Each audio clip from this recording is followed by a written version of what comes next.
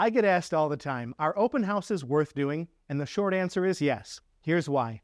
Open houses are a great way to generate interest in your property and potentially find a buyer. Here are some of the benefits of having an open house. You get exposure. An open house can attract more potential buyers to your property at the same time than individual showings can.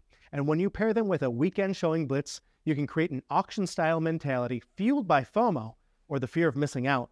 It's an opportunity to showcase your home to a larger audience and generate buzz about your home. A few weeks ago, we hosted 2 open houses that had over 100 people attend in a 2-hour time frame. Talk about buzz. Buyers also get convenience. They can visit the property at their leisure during the open house hours without having to go through the hassle of scheduling a specific showing time. And you also get feedback.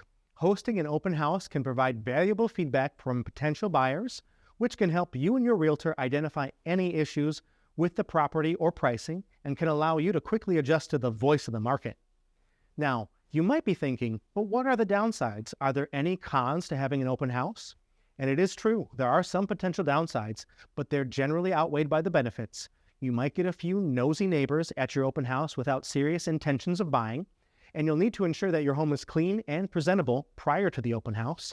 However, these are minor considerations compared to the potential benefits of having an open house. So if you're considering selling your home, before you sign on the dotted line, ask those real estate agents you're interviewing if they plan to do an open house to create an auction-style mentality in the marketplace. My name is Marcus at Savalio & Co. Real Estate, right here in Sheboygan Falls. Keep sending in your questions, and I might answer yours next week.